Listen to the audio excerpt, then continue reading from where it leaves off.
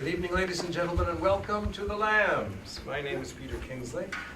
I'm Vice President of the club and also Vice President of the foundation under whose aegis we are presenting this show tonight. So if you find it a particularly good show or something you want to see more of, you can donate money tax deductible to the foundation. We would appreciate anything that you can afford.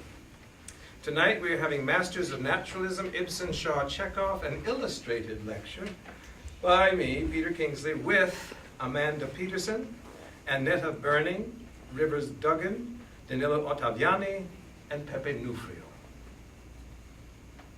Tonight's illustrated lecture was made possible by students of Dan Daly's Scene Study class, made up of young professional graduates of the American Musical and Dramatic Academy, AMDA, and one old graduate of the London Academy of Music and Dramatic Art, LAMDA.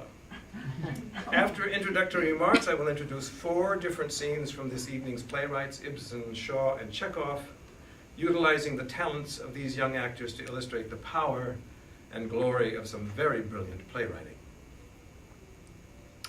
It was in the 1870s that the French novelist Zola shocked the world with his new concept of naturalism. For any objective assessment of a movement like naturalism, what matters is to see it in its historical context, to understand the moral and artistic impulse behind it, and to pursue its manifestations into our own time. Then we shall find that the impulse behind naturalism is still very much alive and relevant to us today. In philosophy, naturalism is, quote, the idea or belief that only natural, as opposed to supernatural or spiritual laws and forces, operate in the world. The term naturalism has no very precise meaning in contemporary philosophy. Its current usage derives from debates in America in the first half of the 19th century. Naturalist philosophers aimed to ally philosophy more closely with science. They urged that reality is exhausted by nature, containing nothing supernatural, and that the scientific method should be used to investigate all areas of reality, including the human spirit. The mid-19th century was one of dismal stagnation in the European and American theater. The achievements of the classical and romantic movement in Germany and of the Romantic Revolution in France had congealed into an empty routine. The theater was discredited as a serious art form. Émile Zola himself diagnosed the state of the theater in his preface to his novel, Thérèse Raquin, dated July 25th, 1873.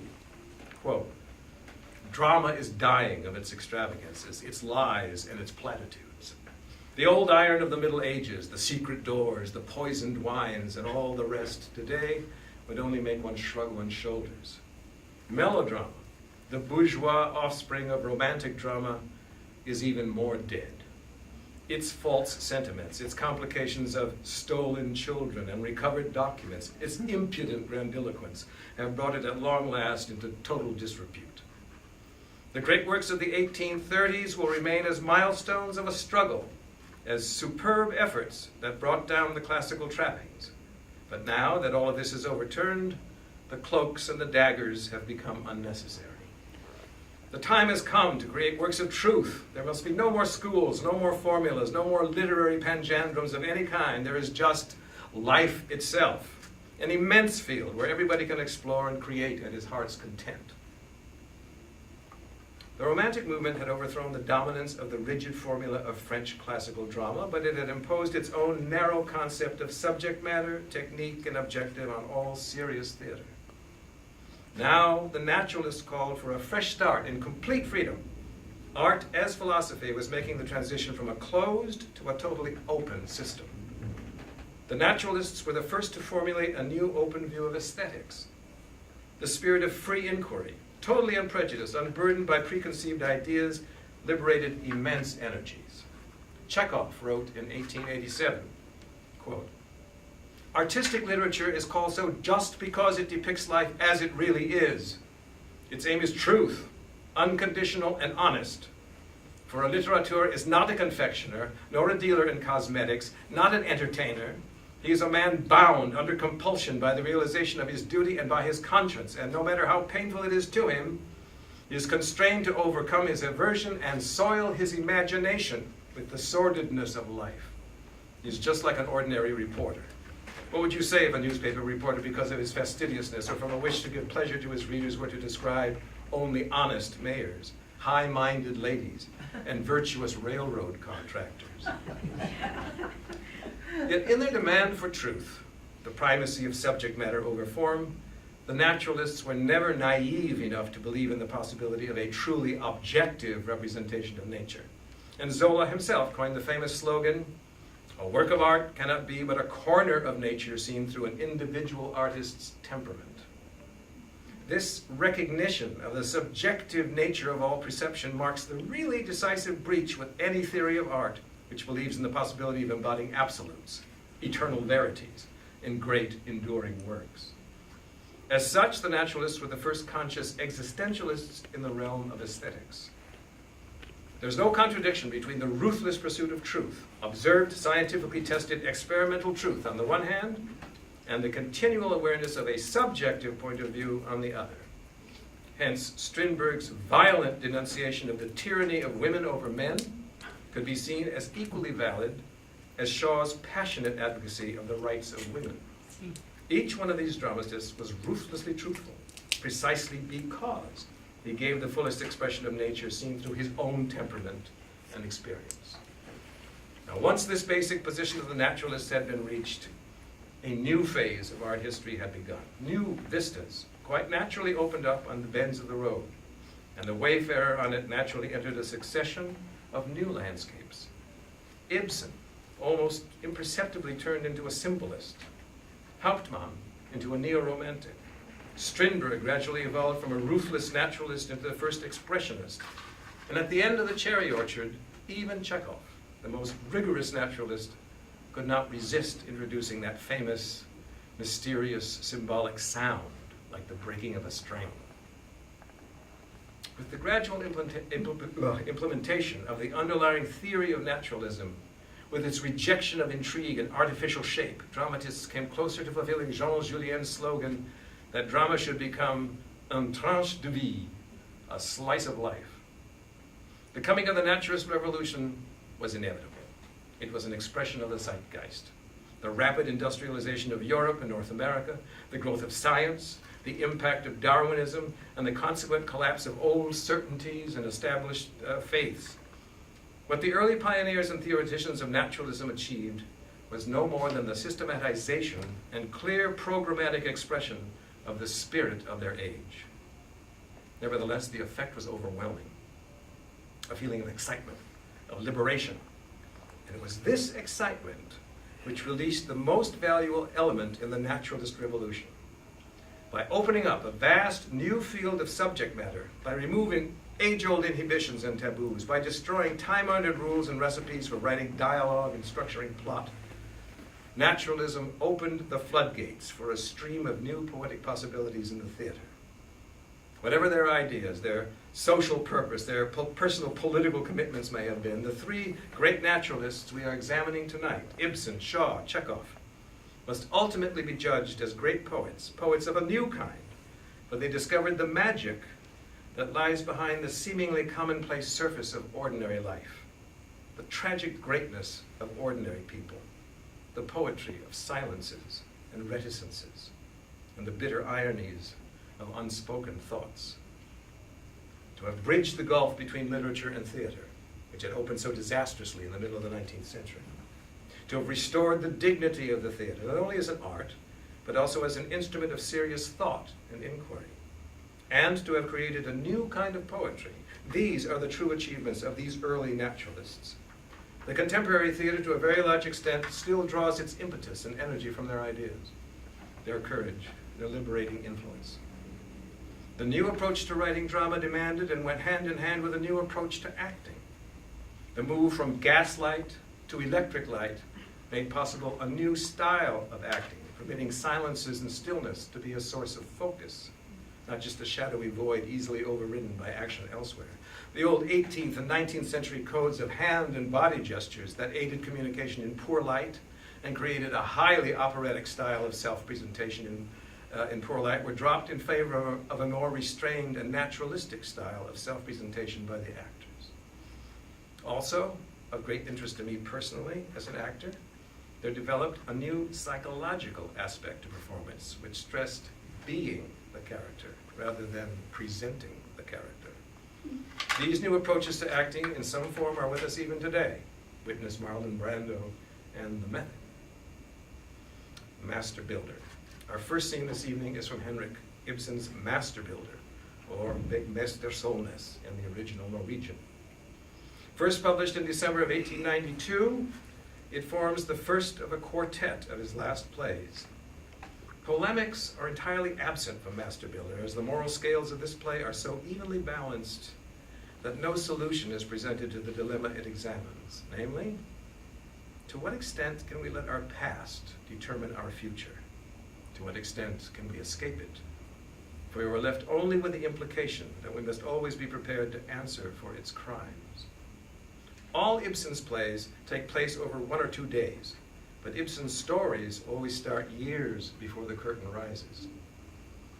The play is in part autobiographical, as Ibsen gazes into the secret places of human nature and his own soul to ferret out the truth. For years before he wrote this play, Ibsen's imagination was preoccupied with a symbol of an architect building a castle in the air, of a young girl in one of its towers. It's no secret that the young heroine, Hilda, and the master builder Solness were based on real humans, namely one Fräulein, Emily Bardach, and himself. The play wrestles with the question, what if Ibsen had followed through on his own instincts and desires, while it examines the psychology of a young, headstrong female's instinct to free herself from all bourgeois constrictions. But Ibsen never offers a resolution to the questions it raises. There's no propaganda in his play, no forcing his view of life upon us, other than the implication that the past is always with us. Ibsen's letters and plays are enthralled by the female dilemma of existence in a Victorian world, and the play examines closely, honestly, and fearlessly this passion. And now, Amanda Peterson and I will perform a scene from Act 1 of The Master Builder.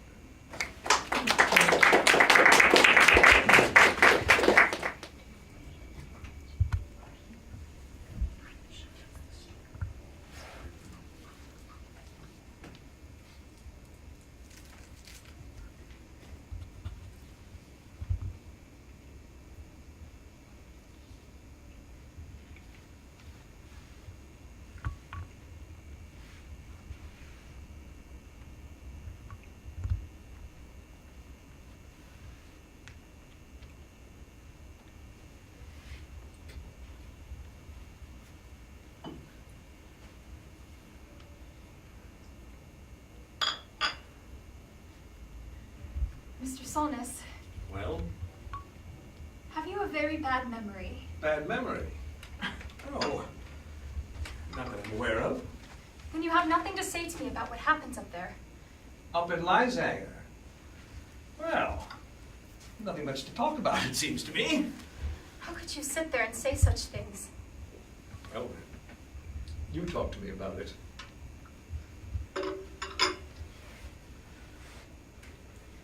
When the tower was finished, we had grand doings in the town.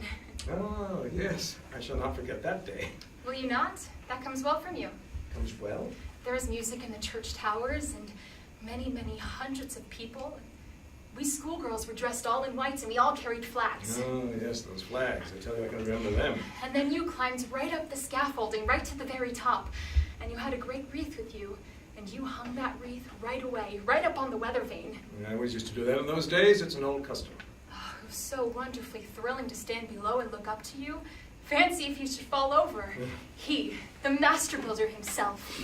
Yes, and that may well have happened, too. For one of those white-clad little devils who went on and screamed up at me so. Hurrah for the master builder, Solness, yes! And waved and flourished with her flag so that I thought it almost made me dizzy to look at it. That little devil, that was I. I know that now. It had to be you. Oh, it was so wonderfully thrilling. I could not believe there was a builder in the whole world that could build such tremendously high towers, and that you yourself would stand at the very top of it as large as life, and you should not be the least bit dizzy.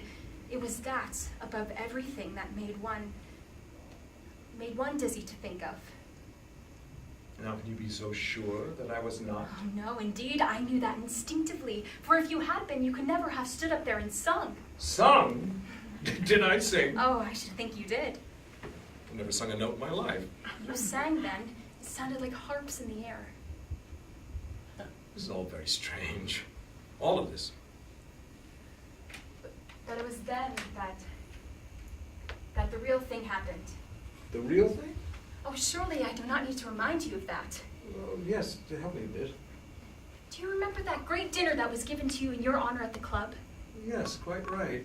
It must have been that afternoon, for I left that place the very next morning. And from the club, you were invited to come round to our house to supper. Quite right, Miss Farnell. Well, it's amazing how all these little details remain in your memory. Details. I like that. Perhaps it was details that I was alone in the room when you came in. Were you alone? You didn't call me a little devil then. Well, no, I suppose not. You said I looked lovely in my white dress, and that I looked like a little princess. Well, I'm sure you did, Miss Farnell. Besides, I was feeling so buoyant and free that day. And you told me that when I grew up, I should be your princess. Oh, dear, did I say that too? Yes. And when I asked you how long I should have to wait, you told me you'd come again in 10 years, like a troll, and carry me off to Spain or some such place. And you promised you would buy me a kingdom there. Oh, well, after such a dinner as that, one doesn't haggle over the havens. But did I really say all that? Yes. And you told me, too, what the kingdom was to be called. Well, what was it? It was to be called the Kingdom of Orangia. Oh, that's an appetizing name. No, I didn't like it one bit, for it seemed as though you wanted to make game of me. I'm sure that could not have been my intention. No, I should hope not, considering what you did next. Well, what in the world did I do next? Well, that's the finishing touch if you have forgotten that, too. I should think no one can help remembering such a thing as that. Oh, yes, but give me a little hint. You came and kissed me, Mr. Solness. I kissed you? Yes. You came up to me, put your arms around me, bent my head back, and kissed me many times. Now, my dear Miss Farnell. Oh, surely you cannot mean you deny it. I do deny it. I deny it altogether. Indeed. Miss Farnell. Don't stand there like a statue. You must have dreamt all this. Now just listen.